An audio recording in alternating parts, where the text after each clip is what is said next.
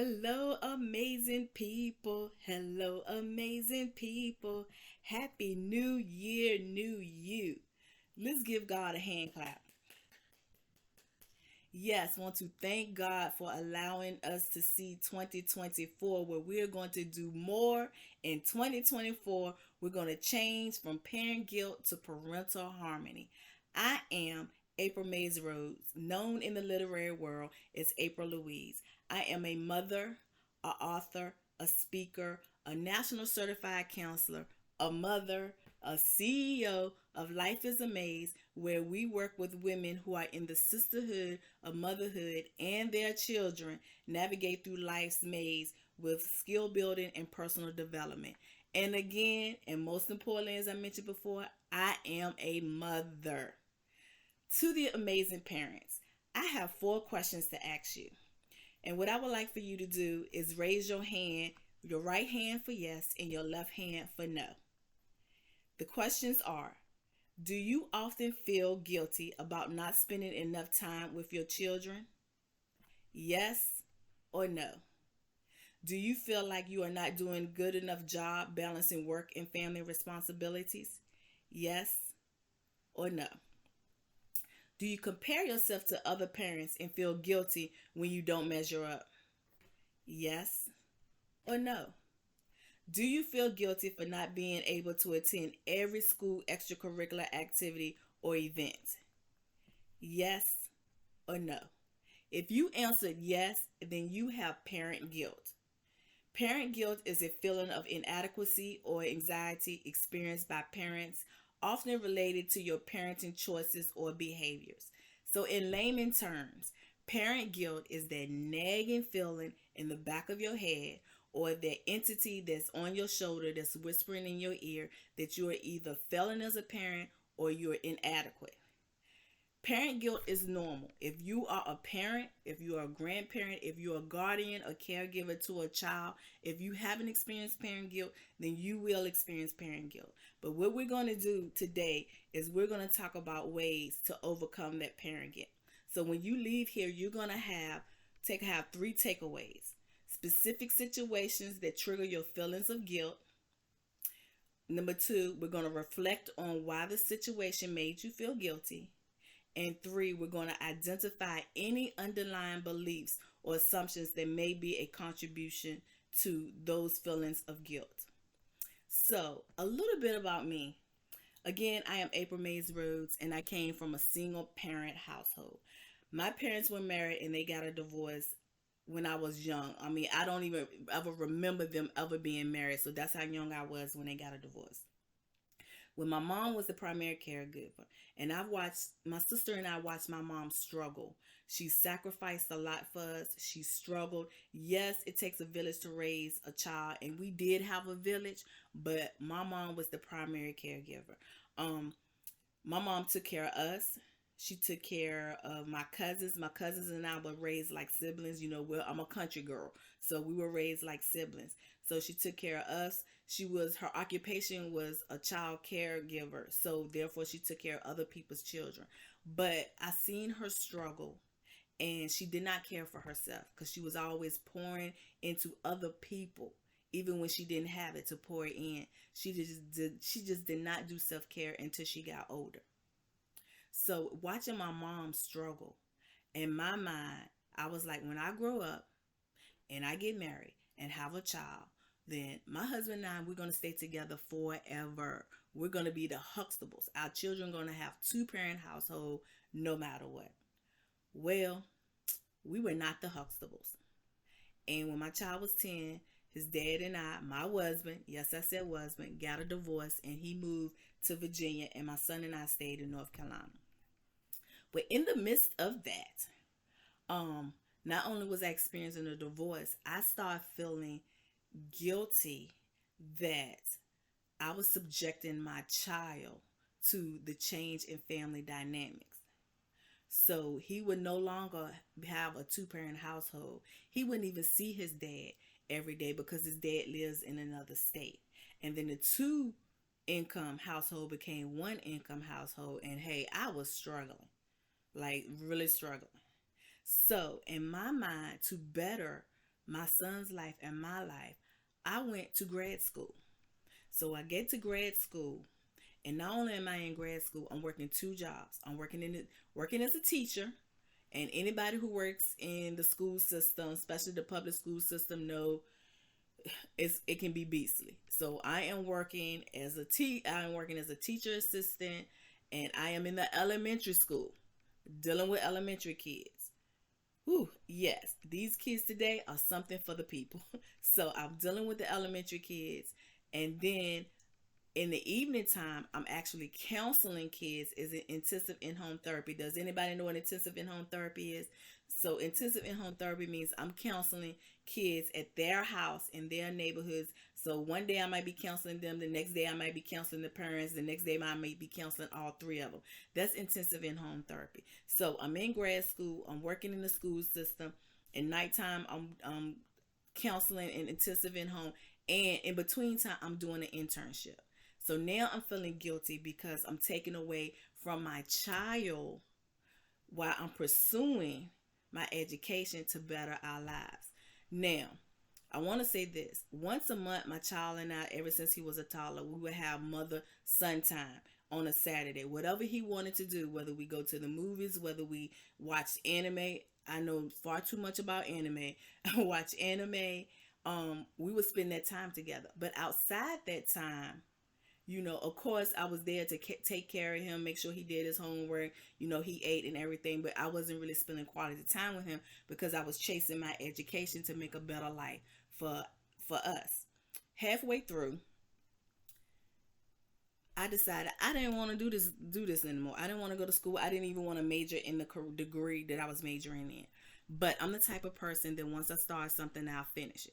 Plus, I was feeling guilty that if I stopped, I'd already took away time from my child, and then I don't even have a degree to show for it. So I pushed forward and I got the degree. And when I got the degree, it should have been a happy moment, which in a way it was a happy moment, but I didn't even want to work in the field of counseling. I work in the field of counseling now, so I'm glad I stuck with it. But at the time, I didn't even want to work with field of counseling. I had been to too many people's houses, dealing with too many people's kids. It was just stressful. I got a whole lot of stories to tell you about my time counseling kids and going into homes, but that's for another story. But it was just stressful, and I didn't even want to do it anymore. So then I started feeling guilty that you just spent 3 years chasing this education and taking time away from your child, and now you don't even want to do it no more. So moving forward, I still stayed in counseling, and I was working two jobs. Still working two jobs, making ends meet to make sure my child was okay. So now I'm taking care of my child. My mom's moved in, and then she's having health issues, so I'm taking care of her. I'm her caregiver. I'm the oldest of my siblings, and they going through some stuff. So who do they go to? They go to the big sister. So I'm just taking care of everybody but me. So moving forward, my child graduates from college. My child graduates from high school and goes to college. When he goes to college, he says, "Mom, you have struggled and you have sacrificed for me." He said, "I know there's a lot that you hid from me." He said, "But there's a lot that I know. I have heard your prayers. I have heard your cries. I have heard you talking to yourself, trying to figure out what you're going to do to make ends meet." He said, "I appreciate everything you've done for me.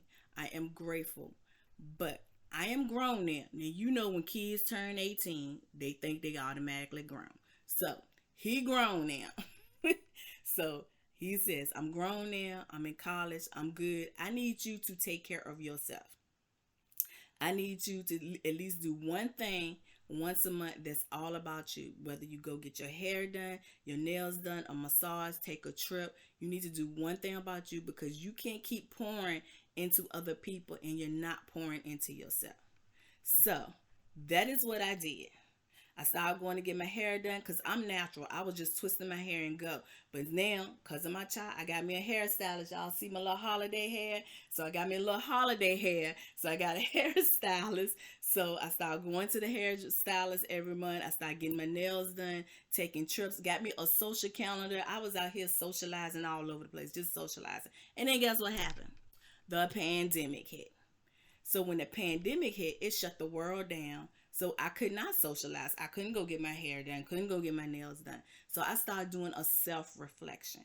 As I was self-reflecting, then I started realizing that when I thought I was going through a mini nervous breakdown, it was actually parent guilt.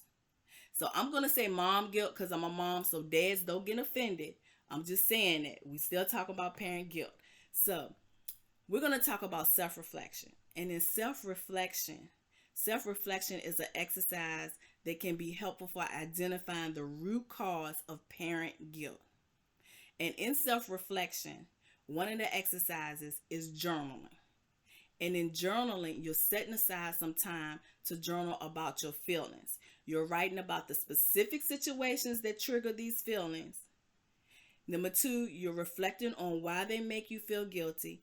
And three, you're identifying any underlying beliefs or assumptions that may be contributing to these feelings. So, moms, when you were little, did you have that little diary? All those little girls wanted that little diary. They had the little key and the little lock, and you can write in the diary. We thought we was doing something when we got that diary. You write in the diary, the good, the bad, the ugly, the great, and then you put it up, you lock it with the key, and you put it away because you didn't want anybody to see it. So that is what journaling is. So you can get a journal, you can create a journal, you can take a simple notebook and just start writing. Or if you're like me, an author, you can just be on your typewriter. I said typewriter, I'm dating myself. You can be on your keyboard and just start typing away. So that's journaling. You can take 5 minutes, 15 minutes, 30 minutes, even an hour, and you just write, let your feelings go. And as your feelings are going, sometimes you might be crying. And dads, if you are journaling and you cry, that is okay. Men have feelings too. Men cry too. So just let it out. If you keep holding it in, you're going to crack. So men, let it out. There's nothing wrong with a man crying. So just journal, and let your feelings out. So for example, in my situation, we're going to go over the 3 takeaways. In my situation, number 1, what was the specific situation that triggered your feelings of guilt? My specific situation was I got a divorce. That's what started triggering my feelings of guilt. Number 2, reflect on why the situation made you feel guilty.